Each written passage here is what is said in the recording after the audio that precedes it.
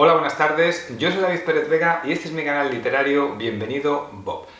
Hoy quería hablar de este libro, Rebelión en la granja, del escritor británico George Orwell. Es el libro que más veces he leído en mi vida, yo creo que lo he leído más de 10 veces tranquilamente, ahora hablaré por qué, y quería comentarlo en el canal, ¿no? Es un libro que prácticamente me sé de memoria, me gusta mucho, y ahora comentaré por qué lo he leído tantas veces, ¿no? La primera vez que yo leí este libro tenía 13 años, era en octavo de GB, al principio de octavo, que yo creo que eso era el año 1987. Llegó mi padre y también es un hombre parco en palabras y me dijo, léete este libro que te va a gustar. O sea, esta edición realmente está la que uso ahora, la edición que hay en el colegio, la que se comercializa normalmente, y mi padre me dejó esta del Círculo de Lectores en el año 1987.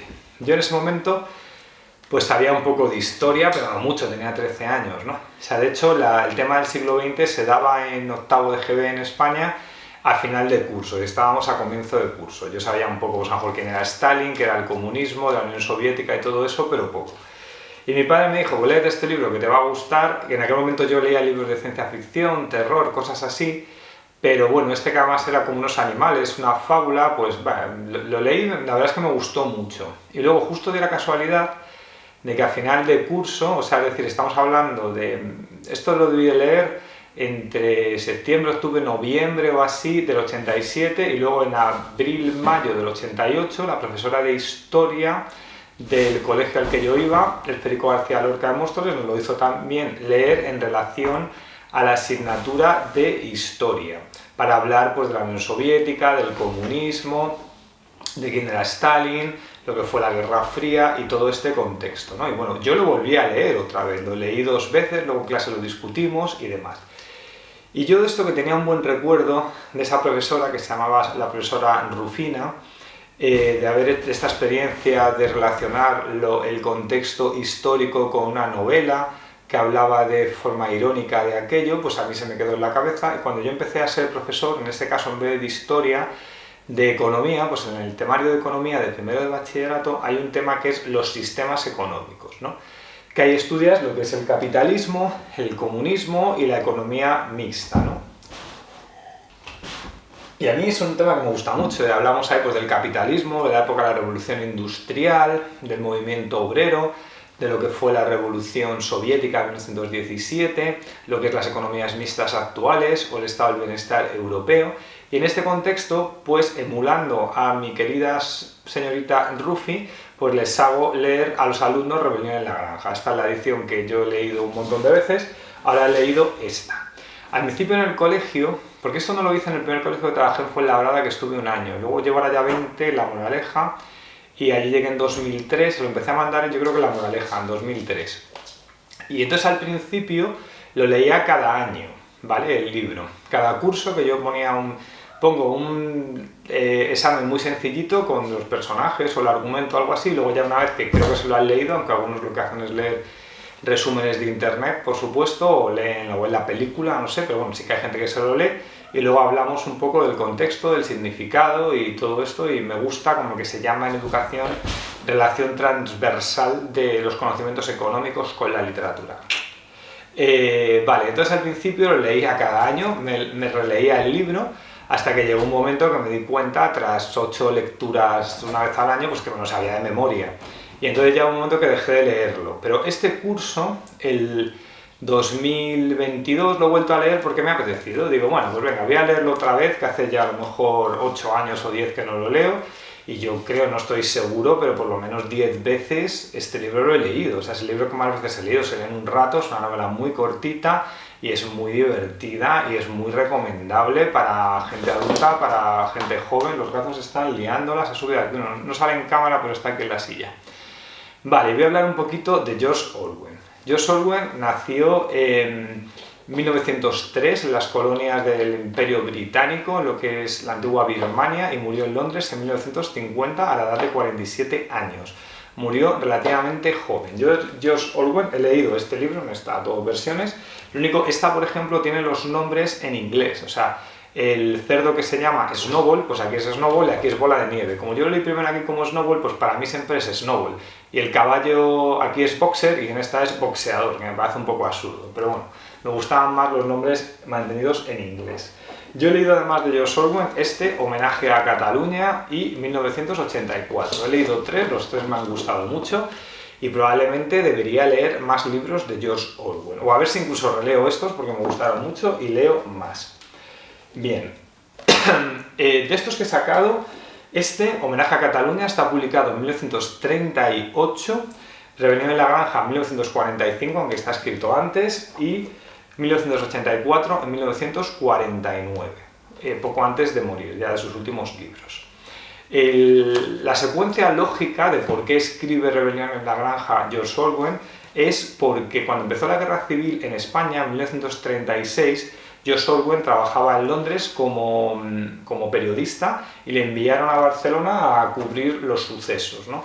Y cuando George Orwell, que es de ideas socialistas, llega a Barcelona y ve que ha habido un levantamiento militar o un golpe de Estado por los militares franquistas y ve todo aquel ambiente que había en Barcelona de ebullición, de revolución y de lucha armada, de resistencia por parte de la República o los trabajadores, él decide dejar en ese momento de ser periodista y se convierte en voluntario en la Guerra Civil Española. Eso es lo que cuenta aquí, ¿no? Porque le fascinó todo aquello que estaba ocurriendo en Barcelona.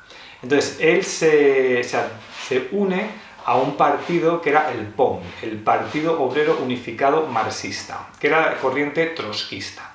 Él es enviado a luchar al frente en Teruel, y en Teruel es herido en el cuello, entonces casi muere y tiene que volver a Barcelona, está en un hospital, y uno de sus compañeros británicos le dice que tiene que salir del hospital, esconderse, porque quieren matarle, vienen a por él. Y lo que se queda absolutamente sorprendido George Orwell es que no quieren matarle los fascistas, digamos, el ejército franquista, que también, claro, sino sus propios compañeros que son de la corriente comunista, porque hay esta pugna interna en las partes de la República entre anarquistas, comunistas, trotskistas, y como él pertenece al POM, que es trotskista, pues los del Partido Comunista quieren acabar con ellos. Él tiene que salir huyendo del hospital, se monta en un barco y vuelve a Inglaterra.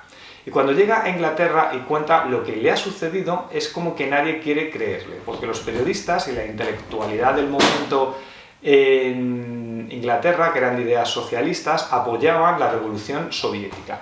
Y nadie quería oír nada desagradable sobre la Unión Soviética. Era como un ideal al que Europa debía enfocarse, debía trabajar para ir para allá, entonces cualquier crítica les parecía desagradable. Además, claro, cuando empieza George Orwell a escribir el libro, no sé si es año 40 o 42, que de hecho se publica en el 45, él intenta publicarlo. O sea, la Granja lo escribe con esta experiencia después que ha habido en la Guerra Civil como una crítica al estalinismo de la Unión Soviética, una crítica a Stalin. Y cuando llega, es un escritor que ya tiene al menos 3 libros publicados, y cuando llega a su editorial, que el editor era el famoso poeta T.S. Eliot, que era una persona conservadora, le lleva este libro y T.S. Eliot en el año 1940 o 42 le dice, mira, George, que además no era ni su nombre real, George Orwell, se llamaba Eric Arthur Blair. Y lo curioso, también como lo sé, que lo voy a contar, es por qué elige el seudónimo de George Orwell, porque va a librerías en Inglaterra y se da cuenta que los libros que quedan a la altura de la vista, las estanterías, son los que empiezan el apellido por la letra O. Entonces se cambia su nombre real, Eric Arthur Blair, por George Orwell, que es un nombre inventado para intentar que sus libros queden en la estantería a la altura de la vista y poder vender más. Es así de sencillo, aunque es un nombre muy bonito. George Orwell. Bien, estaba diciendo que T.S. Eliot le dice, mira, George, no, o Arthur, no sé cómo le llamaría. Mira, no podemos publicar este libro porque estamos en el año 40 o 42, estamos en guerra contra Alemania y nuestros aliados son los soviéticos, así que no puedo publicarte un libro en Inglaterra en contra de nuestros aliados políticos en medio de una guerra. Y encima has puesto en la clase dominante de la que te burlas, la que corresponde a los altos cargos políticos de la Unión Soviética, son los cerdos. Entonces esto no se puede publicar. Entonces el libro se publica al final, en el año 1945, cuando ya se ha acabado la guerra. y no empieza a tener ventas o a ser un poco popular hasta 1950, porque toda la crítica o la intelectualidad británica y también en Estados Unidos renegan del libro porque es una crítica a lo que está ocurriendo en la Unión Soviética de Stalin y es como que no quieren darle pie, no quieren hablar bien de él y no quieren que se lea, ¿no? Y entonces el libro tiene como un recorrido al principio lento, aunque luego posteriormente ha sido un libro muy leído, muy famoso, traducido a múltiples idiomas, y George Orwell es un escritor ahora mismo de los más reconocidos del siglo XX. Al principio hay un prólogo muy interesante escrito por George Orwell que habla de la autocensura, ¿no? Dice Orwell que la peor censura no es la que te impone un régimen dictatorial, sino la peor censura es la que ejerce el propio escritor o periodista sobre sus textos porque tiene miedo a ser señalado, a quedar en desventaja frente a otros, a quedarse aislado, etc. Y él dice que no quiere caer en esa autocensura y que, aunque él es una persona socialista, estas cosas que ha visto de los abusos de la Unión Soviética de un modo dictatorial los quiere denunciar. Y de hecho, al final hay un texto escrito por George Orwell en esta edición que te dice que él piensa que la desaparición de la Unión Soviética lo ve una condición necesaria para los avances del socialismo. Por lo tanto, cuando viene gente de derechas a decirte que la Unión Soviética, como decía George Orwell, perdón amigo, George Orwell era socialista y de hecho luchó mucho con la interpretación norteamericana de su libro, de la derecha norteamericana que lo quería llevar a su terreno y decía George Orwell, no, perdona, yo soy socialista, lo que pasa es que no creo en los totalitarismos, sino creo en el totalitarismo de Stalin. Bien, ¿y de qué trata este libro de Rebelión en la Granja? Pues hay una granja, se llama la Granja Minor, que está dirigida por un señor que se llama el señor Jones. El señor Jones sería pues en la equiparación con la Revolución Soviética de 1917, sería el zar Nicolás. Y en esta granja pues llega un día el señor Jones borracho y los animales tienen una reunión porque el viejo mayor, que es un cerdo ya bastante orondo y de mucha edad, ha tenido un sueño y le quiere hablar de ese sueño a los otros animales. Los animales están quitándose horas de sueño para escuchar al viejo mayor y dice que ha tenido un sueño donde la granja la dirigen los propios animales, donde no son maltratados los animales y tienen raciones de comida para todos. Y no dice que no sabe cuándo va a ocurrir esto, pero él piensa que eso va a ocurrir en la granja y que esta revolución algún día va a tener lugar. Lógicamente, el viejo mayor es una parodia o un trasunto de Karl Marx, ¿no? Del teórico del comunismo. Por estas borracheras del señor Jones, pues la revolución llega antes de lo que se piensa. Los animales se rebelan, expulsan de la granja a John y a sus hombres y toman ellos el mando de la granja. Todo al principio parece bastante idílico, pero pronto los cerdos se erigen a sí mismos como líderes de esta revolución porque piensan que son los más inteligentes, los que pueden dirigir a los otros animales para que todo sea más eficiente. Y bueno, y enseguida empiezan a surgir problemas, ¿no? En el capítulo 2, por ejemplo, al final del capítulo te dicen que los animales, cuando han pintado unos derechos básicos para todos en una pared, cuando vuelven, ha desaparecido la leche de las vacas. O sea que muy pronto empiezan a surgir ya aquí problemas, o sea, es una novela muy corta que transcurre todo muy rápido, no hay tiempo para el aburrimiento, digamos, porque de hecho cada vez que la he leído te encuentras con cosas, con detalles fascinantes, ¿no? Hay un momento que los animales, por ejemplo, entran en la granja donde vivía Jones y tiene unos jamones allí colgados, los descuelgan y los entierran porque son camaradas muertos y demás. Es curioso que en el libro no existe la figura de Lenin, directamente se pasa a la figura de Karl Marx a las figuras de un cerdo que es Napoleón y otro que es Snowball que sería Trotsky, ¿no? Al principio los dos son los líderes, pero pronto empiezan a discutir y como ocurrió en la realidad, que Stalin expulsó a Trotsky de la Unión Soviética, que acabó en México y todos sabemos que murió por el español Ramón Mercadel, que le mató con un piolet en la cabeza. Pero claro, eso no sale en el libro, simplemente Snowball se va y cuando pasa cualquier cosa mala en la granja que a los animales no les gusta, pues Napoleón, a través de su portavoz, que se llama squealer en una traducción, o chillón en otra, que es la misma palabra en inglés o en español, convence a los animales de que hay una conspiración de Bola de Nieve que ha vuelto a entrar a la granja y que está conspirando contra ellos, a pesar de que los animales recuerdan que Snowball participó en la batalla del establo, creo que se llama la primera, de forma honorable, pues les acaban convenciendo de que es mentira, de que el que luchó más era Napoleón y no Snowball, que estaba con los hombres.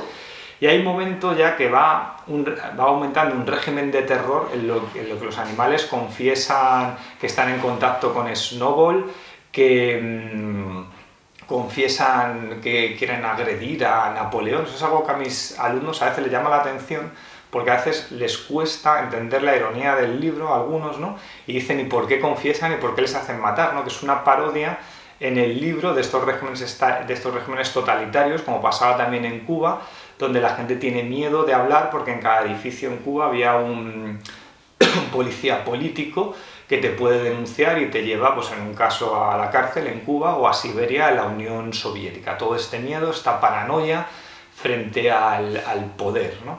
Y hay los trabajadores, como Boxer, que es el trabajador más entregado, que es un caballo enorme que trabaja como tres. Hay un personaje muy interesante que me encanta, que es el burro Benjamín.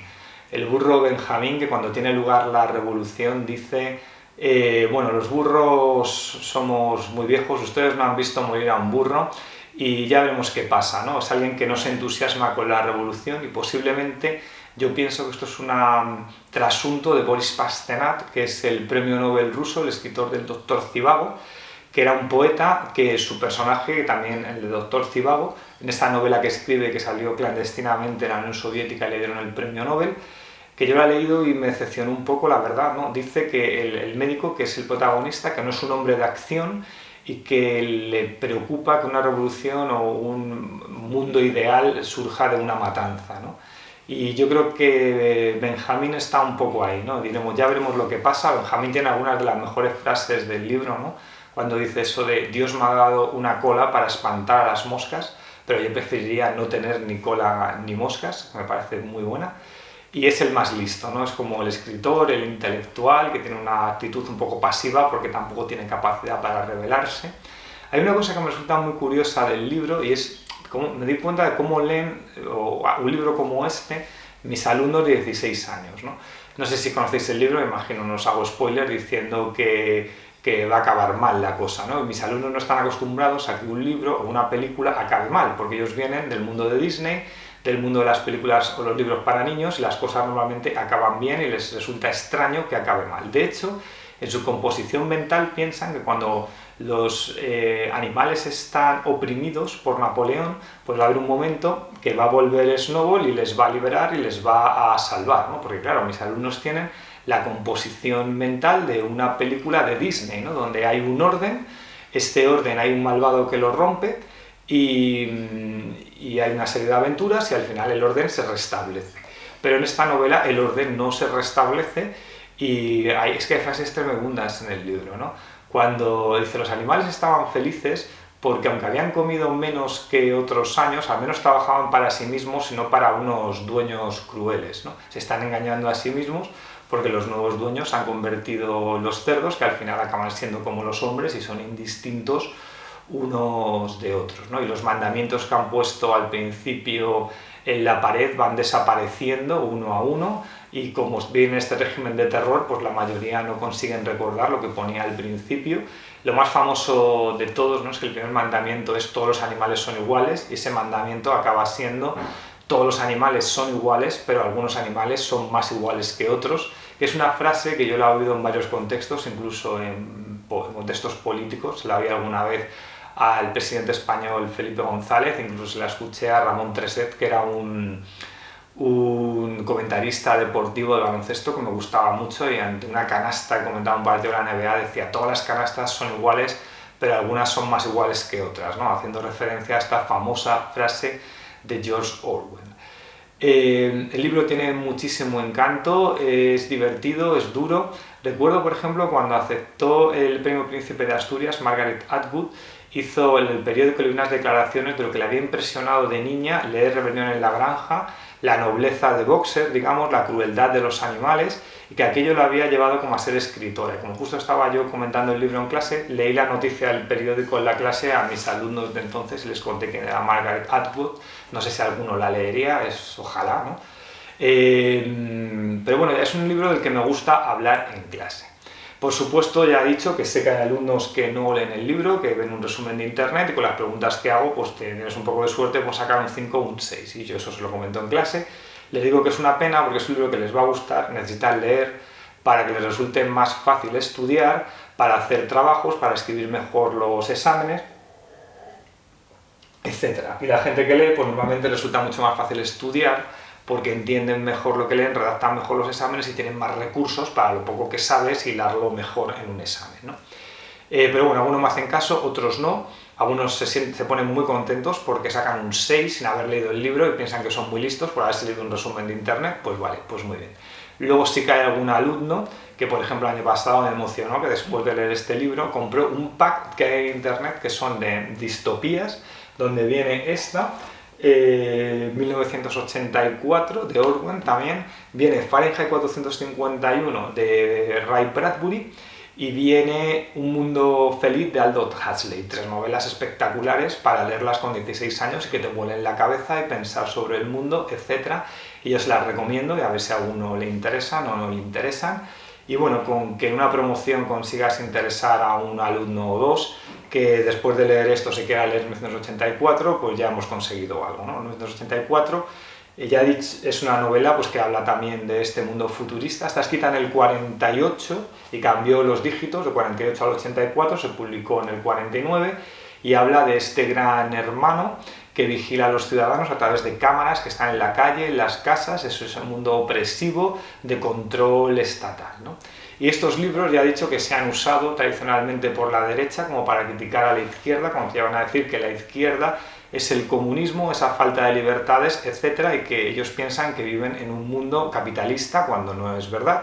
Porque un mundo puramente liberal o capitalista sería un mundo en el que los niños de 7 años, como decía Karl Marx en El Capital, estarían trabajando en una fábrica 12 horas al día de lunes a domingo. Vivimos afortunadamente en una economía mixta en la que los logros de la lucha obrera se han trasladado en unos límites a la jornada laboral, en unos derechos laborales, derecho a jubilación, derecho a una sanidad, etc., ¿no?